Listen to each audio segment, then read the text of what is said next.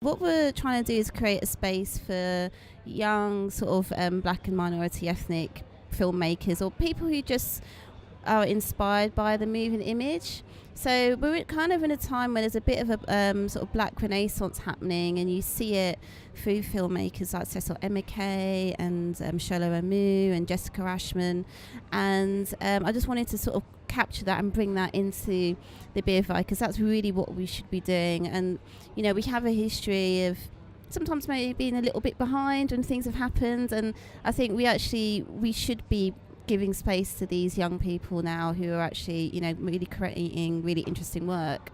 It is interesting at the BFI, isn't it? You get these massive names coming along. We have an amazing archive of big name people that are here, but you often think, what's in that archive that should have been discovered, or what did we miss at the time? Is that part of the purpose of what you're doing? Absolutely, and it's also about making sure the BFI is a space that people feel that they can come to and is there for them. You know, I mean, when you like go back like hundreds of years, there's always been like so like in club culture, we just mentioned I was a punk rocker, so like the Roxy was a space that people went to and met people and hang out, and creativity came out of that. So I'm like, well, why can't we have something similar? So with New Wave, I mean, like I said, it's not just filmmakers, it's people who are inspired by film.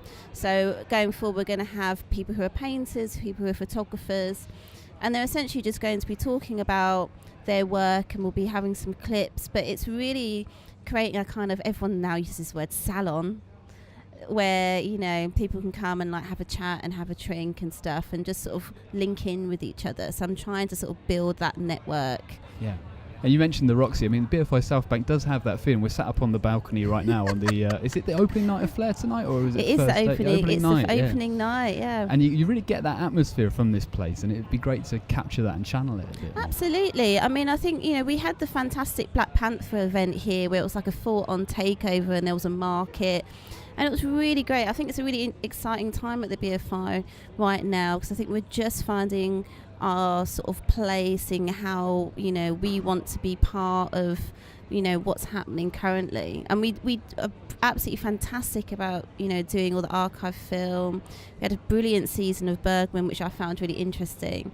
But then it's like, you know, what are we looking at now for the future? And, you know, how can we make sure that we are, I guess, invested in supporting those younger filmmakers? And you mentioned this is kind of a multidisciplinary event in that you have not just filmmakers but musicians and poets and all sorts of people. Do you think sometimes we're a bit prescriptive about what influences film? Often people will sit in the BFI Southbank and talk about film as being influenced purely by other filmmakers or film itself, and it's weird that we forget that there's a whole world out there as well. Absolutely. I mean, I think it was...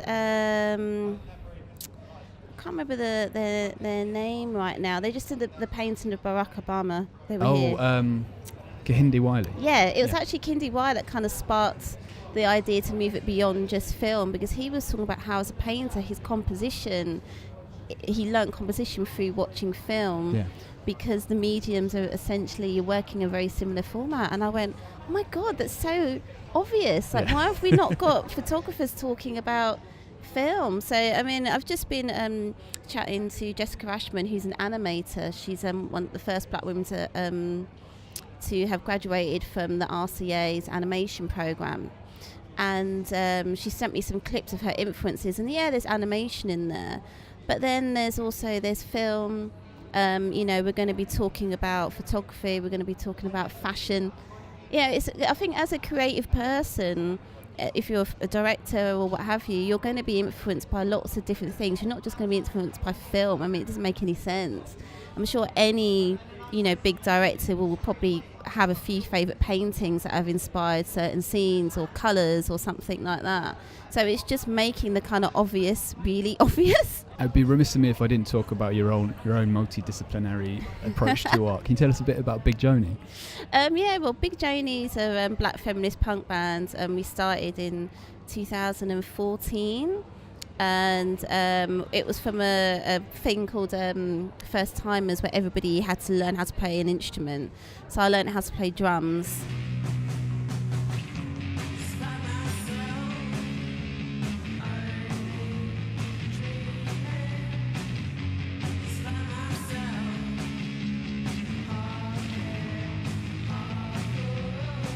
Or some form of drums. I play 2 drums still after 4 years. And we've managed to we've toured all over the UK, and all of us do our, we're all quite creative people. So, I write as well.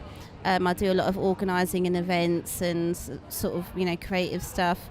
Steph is also a music writer and organises Decolonise Fest, which is a POC punk festival, and Stella, it plays in about 10 bands, I think, probably now, God knows. But she's also a guitar teacher as well, so we all do our separate things. It's interesting, isn't it? Because the DIY space where First Timers, the event, was held is kind of a proto BFI Southbank in a strange way, but maybe that's the wrong way of looking at it, that we maybe want to bring more of the spirit of that kind of art space that's run by a collective back to the BFI.